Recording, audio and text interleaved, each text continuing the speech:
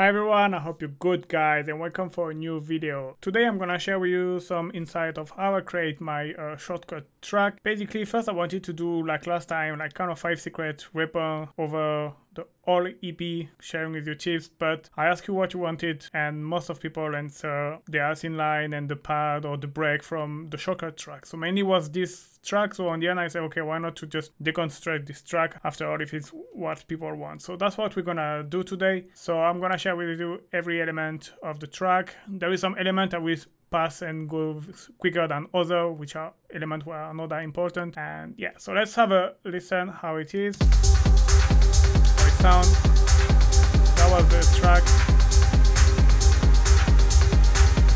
Put up a bit louder.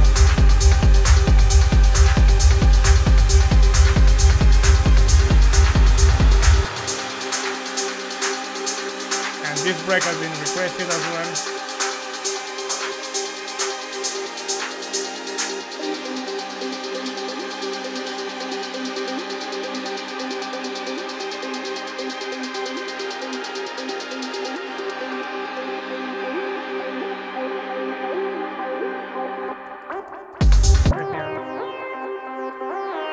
And there is the async line coming.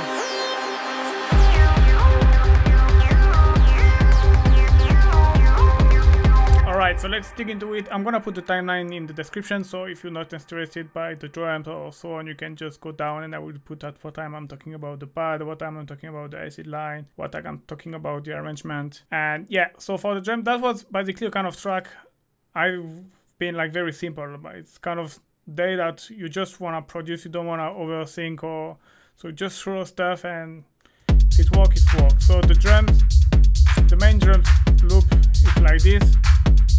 So you have the kick every beat, and then you have a 16 close hi-hat, open hi-hat off beat, and then you have the clap which is playing just before the beat and off beat. And for the drums, for the kick, I use, you see, it's the Max for Live DS kick. That's how it sounds. And I just add a bit of drum bass with drive, a bit of crunch, and a bit of the boom as well. Rumble, as usual. Here again, I put it off beat. You can see the pre-delay, so this way the rumble is kind of off beat. And then I use my kick punch rack because here it's, when you listen like this is fine, then the whole track is kind of hard to hear the kick. And when you have the kick punch, you get this sharp crispiness on the top, which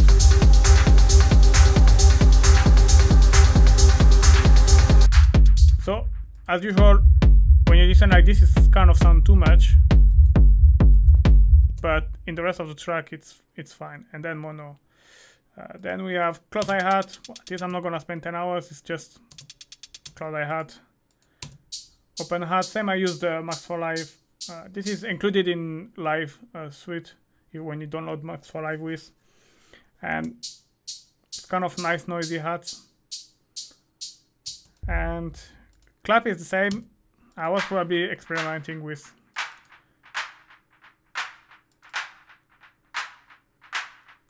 and yeah.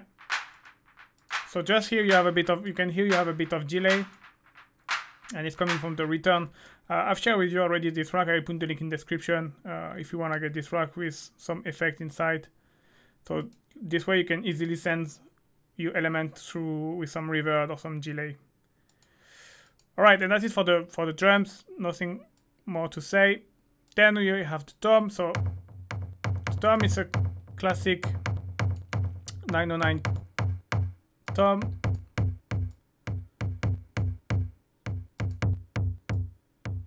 Okay, but this is just like, but yeah, just a bit of distortion. EQ, delay to really give the groove, and a bit of reverb. This is like to kind of, this basically the width at 0%, so it's kind of acting like a random LFO on the volume, if I can say so. So it's always changing the volume. It's never kind of the same at each percussion. You could have done something similar if I was putting a random velocity device basically. And the MIDI pattern, So you can see here as well the velocity is important because you can hear this one is lower, and this in conjunction with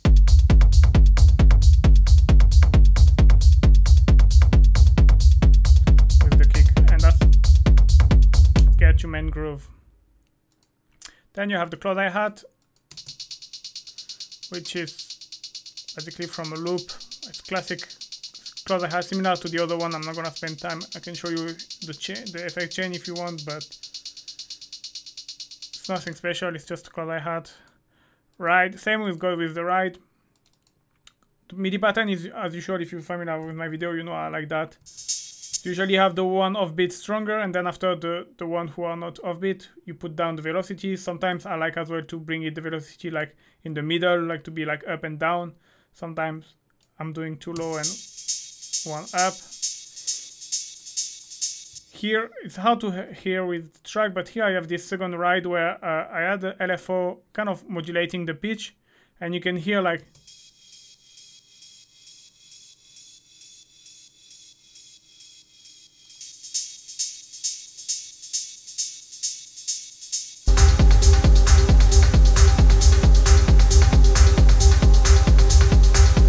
it's almost impossible to hear, but I don't know, I like it, so I left it.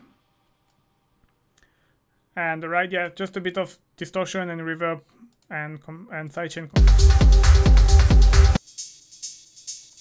saturation to make things louder, add a bit of harmonics, reverb to put in the space, and then sidechain and get rid of the frequency I don't need.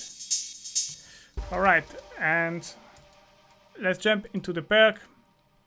So you have this one, Perc 1, which is basically, let me get rid of this, but this is just like EQ and saturation with a bit of sidechain. But yeah, obviously the trick here is the Perc loop rack. So this is one of my rack. Basically what it does is just adding delay and another delay with some reverb, and I will put the link in the description if you want to find out more about this rack. It's a rack which basically I like because it's quickly getting me this with the delay, this very movement percussive element, and I had an extra auto pan here like this. You can hear like the sound is moving from the left to the right, and you see here it's staying mono, I mean in the center, sorry, and here you can hear it moving around your head.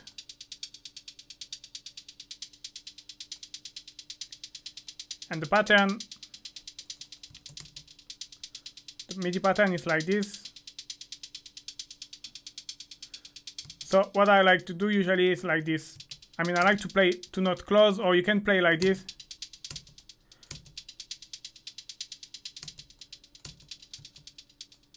And for different flavor, you can as well put like this. It's work well as well. It's really nice to experiment with this rack, with the MIDI note. I always recommend to put first the rack and then after put the note. And as you can see here, you have D sharp and G sharp. So basically they are playing 5 semitone upper. So that's something I like to use as well. It usually work well. You have like one Perc pitch at the root, at the normal, and then the other one at 5 semitone upper, and you play with that and alternate one and the other, and usually with this rack it's work well. And yeah, that is for this Perc. Then you have Perc 2, which is basically from a sample pack that I've modified a little bit.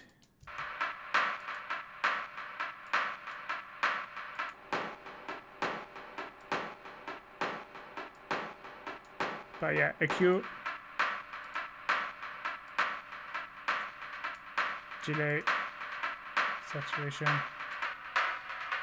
and I pitch it up.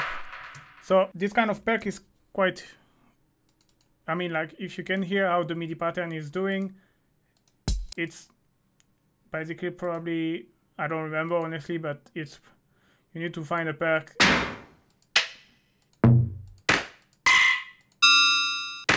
Yeah, let's take this one even. And it's the same that what I said before. It's like ten ten ta ten ten ta. So probably something like this too. Let me go there. Having, and then like this. Okay, but this one you're gonna pitch it. The second one you're gonna pitch it 5 semitone upper, for example, or maybe more this time. And then if you take my perc rack, you will probably have already something similar. Where is the perc loop?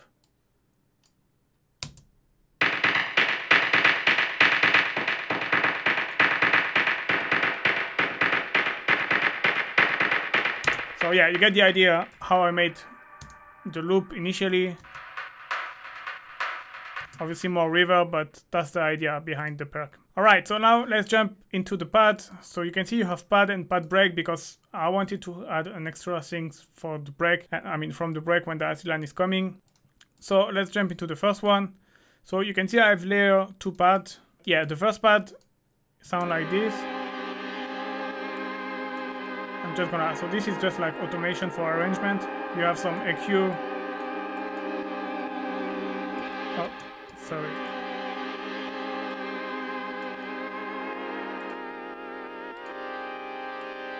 Alright, so that's the original sound without the effect. First you can see I play a chord, so like this is like the MIDI pattern is playing an octave upper. MIDI pattern is pretty simple, you can see is so G, the fifth with G, and then you have D sharp, which is, and then it's playing 1 octave upper from the root.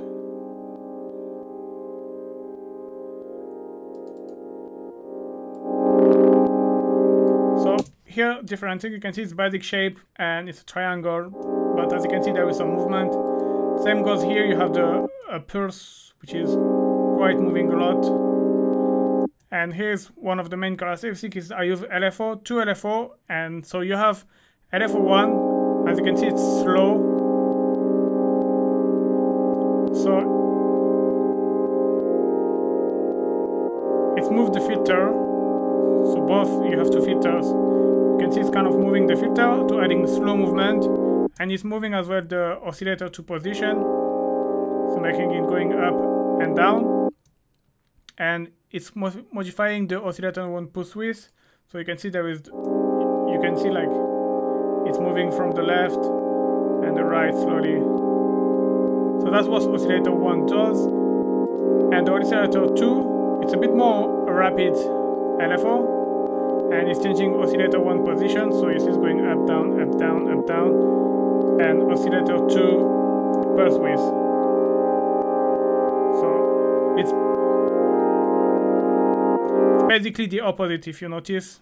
LFO1 controls the oscillator 1 pulse width, and the LFO2 controls the oscillator 1 position. And for the oscillator 2 is the opposite. The position is controlled by LFO1 and the pulse width by LFO2. And that's really what adds movement to you. So that's without the LFO. It's very static. Let me bring maybe.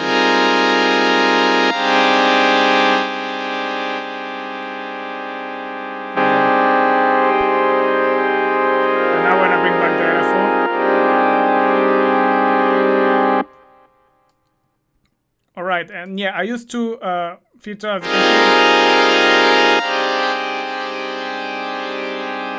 but they are slightly sweeping and moving. So 12 dB to don't cut too much, always adding a bit of drive, a bit of resonance. And you can see the oscillator 2 is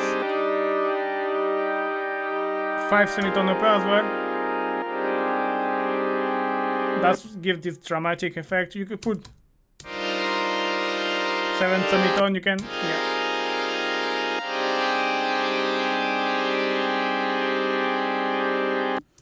So that's the main patch ID. Then I have some EQ. Then I use my detune effect rack, you know, for this pitch effect. So you have two effects. You have this vibrato. I'm gonna exaggerate. And you have this wobble.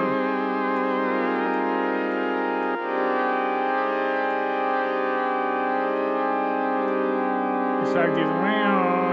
So basically it's this rack. I will put the link in the description if you wanna find out more. I use delay as a pitch modulator. So imagine basically this delay, it will be like a pitch, like the pitch of your scent.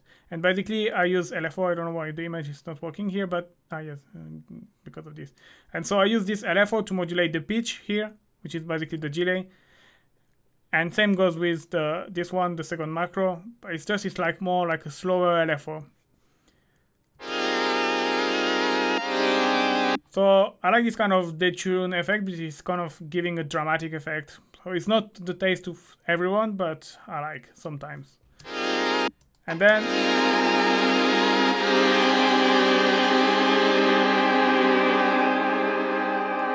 so then you have effect. I used my Ultimate FX rack. Like I said, it was the kind of track that I was writing everything quick on the fly. That's why I use this rack, you know, when you want the idea to put it down quickly. Here, just let me show you then. I will put the link in the description as well if you want. So I use the delay, which is this one right here.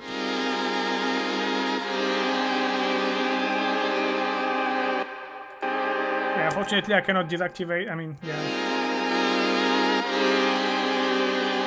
delay is always great with pad to put them in the background, to help put things in the background. Same goes with the reverb.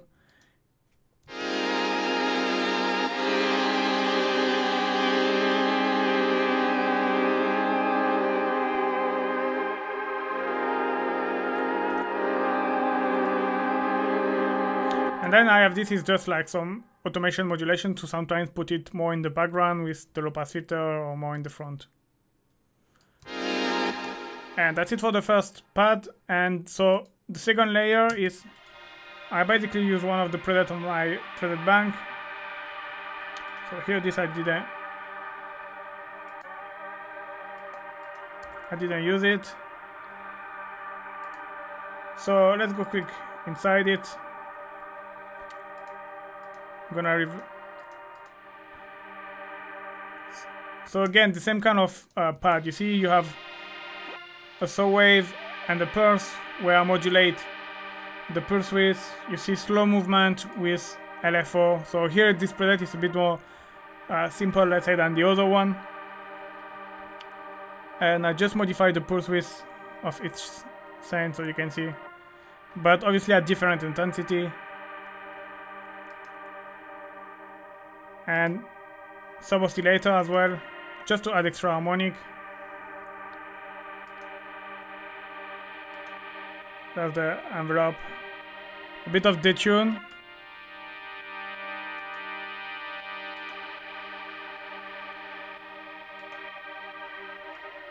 Chorus to add movement. Phaser to have this like feather effect. I don't know how to explain differently, but delay and reverb. Again, reverb, when you want to put element in the background, put like a long decay time more than 15 or 10 seconds, and the dry rates more than 50%. So that was really a pad I had because I felt was missing a little bit of high on this pad, like in terms of richness, and missing a bit of movement. So this with the phaser and the chorus had a bit of movement and a bit more harmonics and tone in the high frequency basically. Mid-side EQ is just clean a little bit and just boost on the side to kind of get a bit more stereo, have the pad a bit more stereo, and then here as well I use the width to kind of expand the stereo.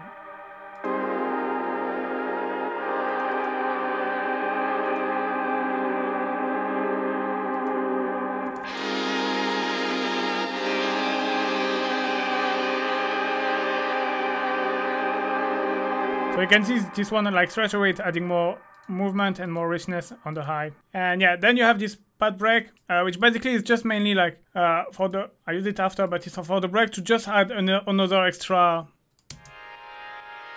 richness to the pad. Because this part of the track is only the pad playing, so I was feeling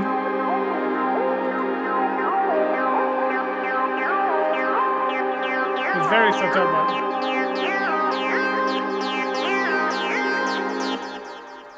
and same I did with the other one.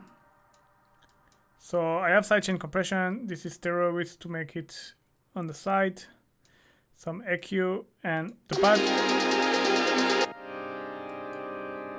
Again, pulse width, movement in the position and on the pulse width with LFO. I've probably duplicate the. It's looking like this one. Yeah, it's actually the same I duplicate.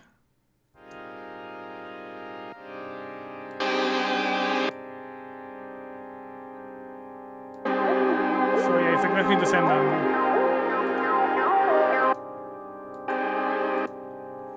But playing with a lower filter, basically it's just add body and add extra richness for the pad, for the break, sorry. So then we have this key. So that's really important as well, because it was kind of this hypnotic stuff that is playing along the track and set the mood as well of the track.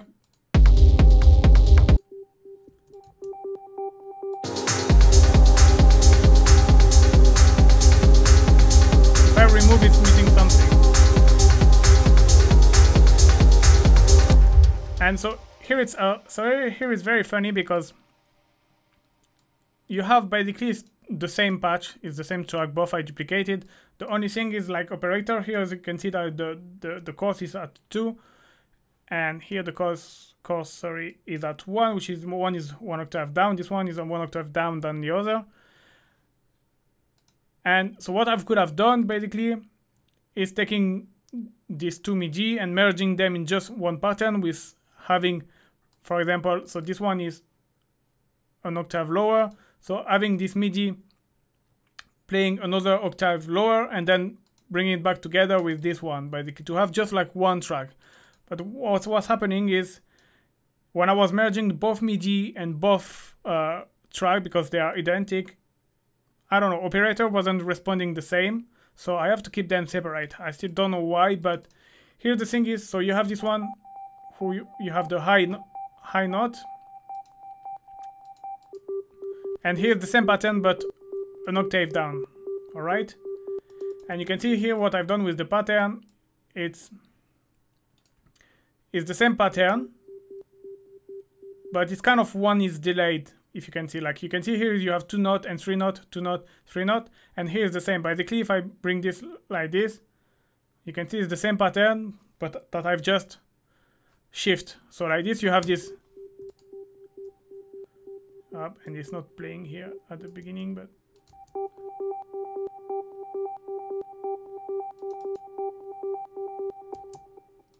and yeah, as you can see, it's very simple. It's a sine wave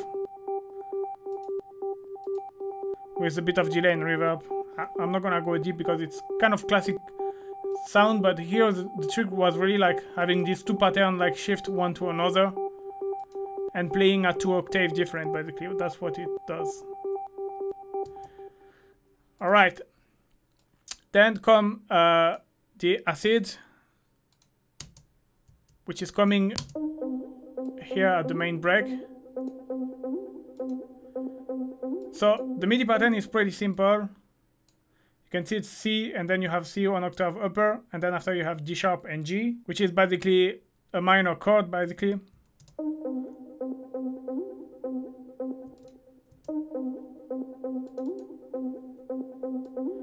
And the thing here is you can see like the notes are overlapping each other, and here it's really important to have the glide. So I use my rack acid box, so I will put the link in the description if you want to grab it. And here is the glide. obviously if I don't have glide. Sounding weird, but as far as I had the glide. So again, I will put the description if you want to find out more about this acid. It's a sawtooth, it's basic acid sound that you bring into a low pass filter with a very high frequency resonance, strong envelope modulation, and yeah, this way you get. And yeah, let me just remove everything.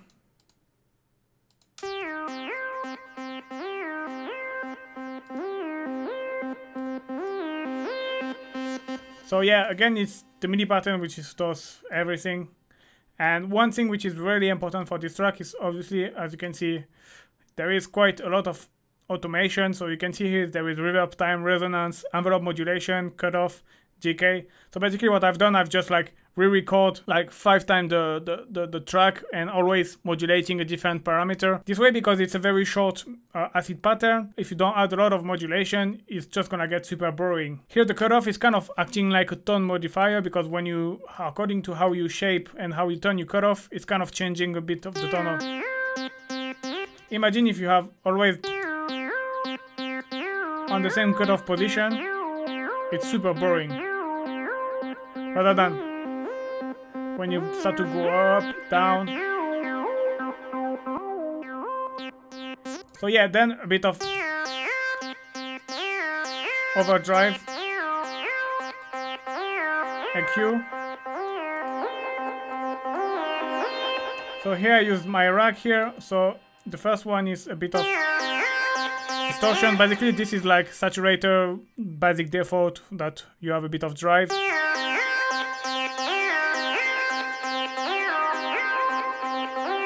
And then you have, so then, oh,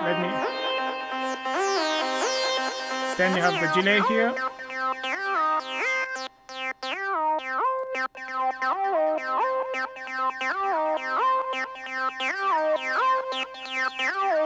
And then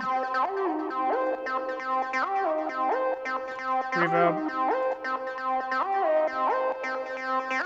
So you can see here I always automate. Sometimes you have more reverb, sometimes less. Yeah, that's really something I recommend with acid, because usually the acid pattern is pretty simple, but it's all about making it interesting the whole track, you know, don't get bored. And modulation, automation is what you need to do, and don't be shy to modify a lot of parameter without changing obviously too much the tone of the sound, but modifying with delay or reverb like I've done, the envelope modulation, cutoff, the GK of the envelope, all this kind of thing will make it more interesting. Then you have this autopan is to slightly make it move. It's very subtle, but it's just to add a bit of movement left, right. So here I've been a bit drastic with the EQ. I kind of find it too resonant on some frequencies, so that's what I.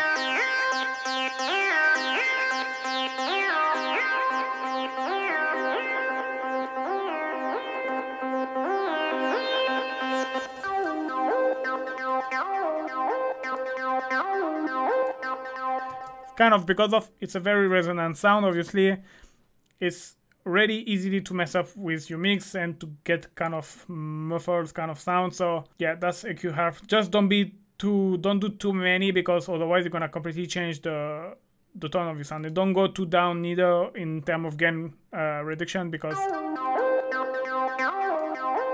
after you lose like the tone and the character of your samples. And then some sidechain compression. So sidechain compression I didn't talk about. I have this SC track, which is the one I use in my template as well. This is a 909 clap that I use to trigger the sidechain. So all the compressor you have seen in this track so far was all about sidechain compression. And then just EQ to make sure everything is nothing real. And that's how I've made, basically. It's usually acid line is nothing complicated. It's just about finding the right melody, and with the right glide and the right pattern, and finding nice modulation. Then we have some percussion. That's if you're familiar with my video. I usually take element of my my drums that I dip into a lot of reverb, and I freeze flatten, and then I reverse it, you see, and you get this kind of effect. This is, I will put the link in the description as well if you want to find out more about how to create your own SFX, but that's what I do, and that's what helps the transition. And here you have, so noise, it's kind of a noisy hat. It's basically one of the loop, but it's top kick from my Perc Techno sample pack. Creating that is pretty easy. You just have to take the industrial kick rack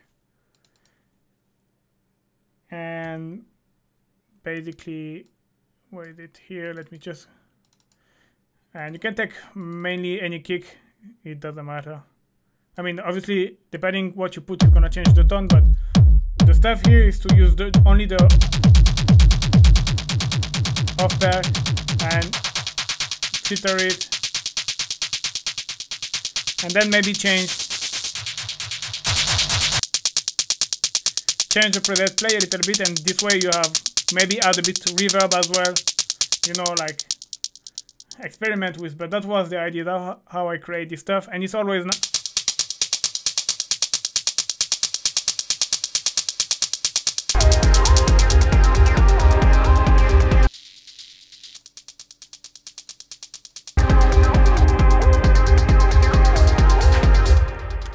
that's how I create basically this loop. And it's nice as well to don't experiment just with kick. You can try hats, you can try to put percussion, and because basically, yeah, just this is kind of creating a percussion loop when you use only the return. So yeah, I will put the link in the description as well if you want to grab this rack. But yeah, that's a great way to use the rack a different way and create. So here is a very, so then obviously I add a bit more process. And as you can see, so here just sidechain and EQ, but yeah, then you have, this is kind of shifting the pitch slightly. You can see there is a LFO.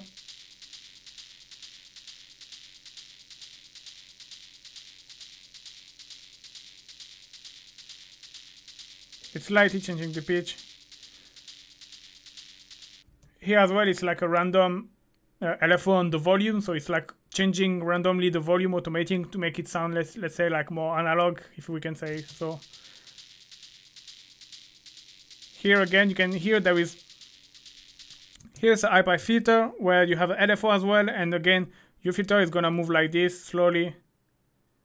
It's just to add modulation. Honestly, it's very subtle and little detail, but I like to do them, even if you don't really hear them.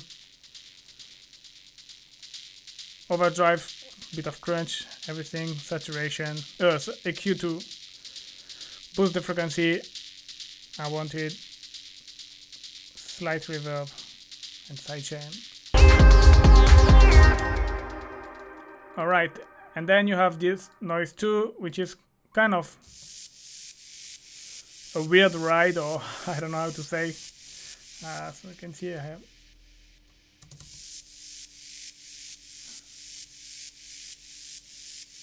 quite a long chain.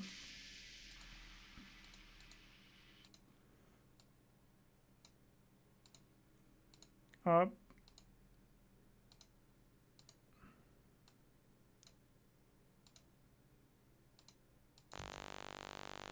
So we all start like this. You can see I play a note very low, G0, it's a very low note. And you have this sawtooth, and a bit of noise. You can hear a bit of noise and a sawtooth, but obviously, like when you play sawtooth at a very low note, you know, I like to do this, you get this nice granular effect, and then after when you filter it,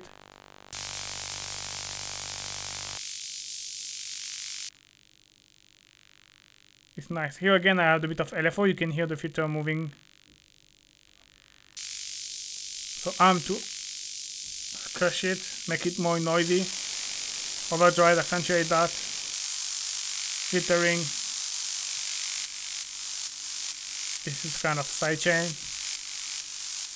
reverb. You can see that this was like experimentation that I was doing.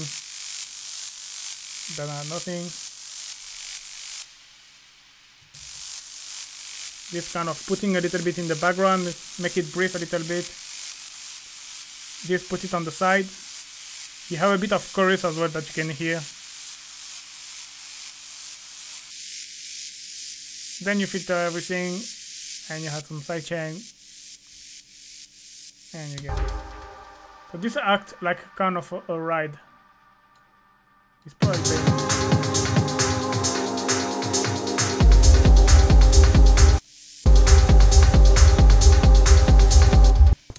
I just love this kind of noisy ride. It just adds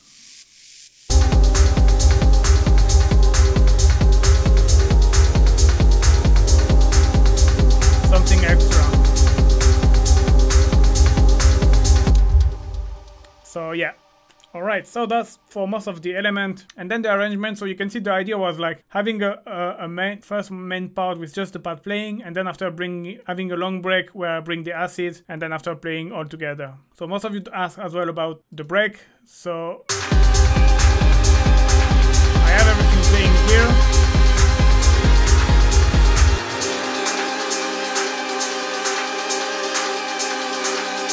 You can see I bring down the pad. Slowly I get rid of the percussive element. Start to bring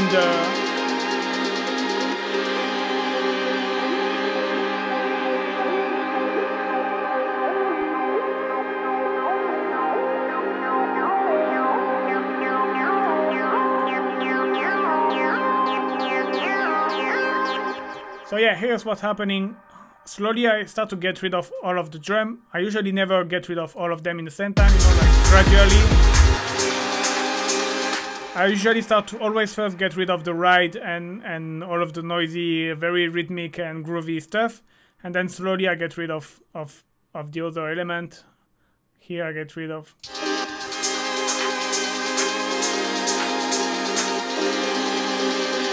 So here I just keep a close eye hat on the perc. And then at the end of the bar for the pad.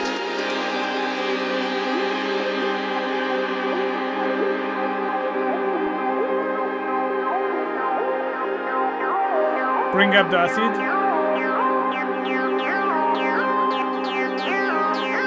So the cutoff was close and slowly bring up.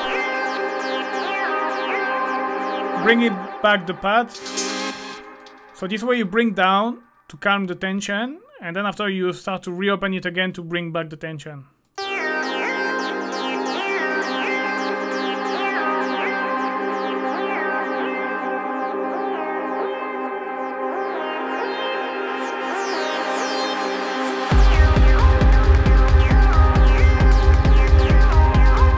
And then some SFX, which is like I say, it's like the noise and from the percussion, and yeah.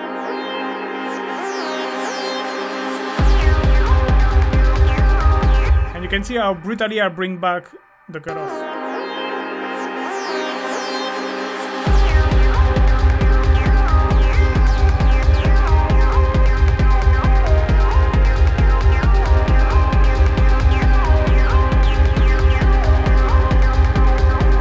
And again, like I said, here is always, it's kind of like very progressive, like it's very repetitive, but always like movement into your element. And every, let's say it's probably every 8 bar or every 9, yeah, every 8 bar I change, I add something. So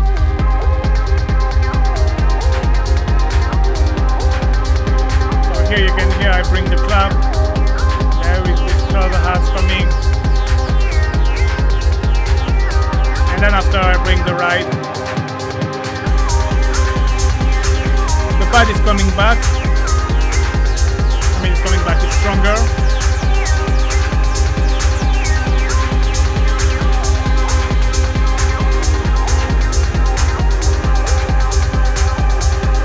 Kind of another break.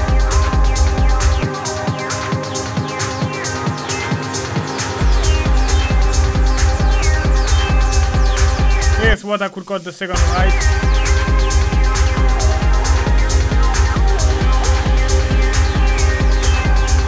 So yeah, this kind of track where there is a pad, and I really like to make them progressive, like, you know, adding elements slowly one by one, and it's really leave you time to get into the loop, get like get inside the track, and taking the time to enjoy the track. You know, it's not like a banger who have to have changement quickly. You know, taking the time to appreciate the track and the sound, and you know. And then after I just have a break.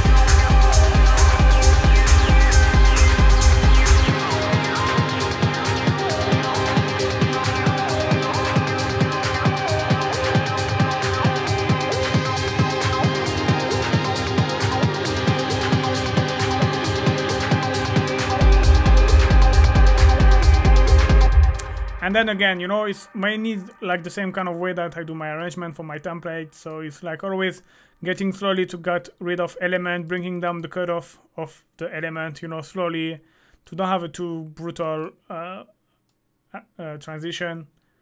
And yeah, I didn't talk about the first part, but basically, yeah, I was bringing the pad slowly, adding element, and it's kind of like where there is no really initial break. It's kind of the intro merging with the first chorus, let's say, straight away. You can see this is kind of the intro, and you have this first break.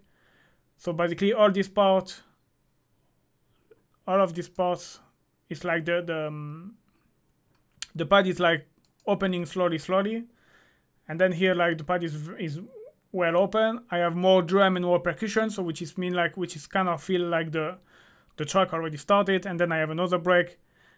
And then here, again, I have this kind of noise, which is kind of right to even have more driving and moment. And then after I have the long breath where I introduce the acid and yeah. But usually, yeah, like I showed before, it's like I usually start always. You see here, I put all of my idea down, and then after I try to build something and which I found interesting, and something not boring that will keep the listener interesting. And then after I record down and I do the final automation and the final touch. And yeah, that's how I made the track. Alright, I hope you like it, guys. I hope you learn a couple of things, and thank you very much for watching, guys, and see you soon. Bye bye.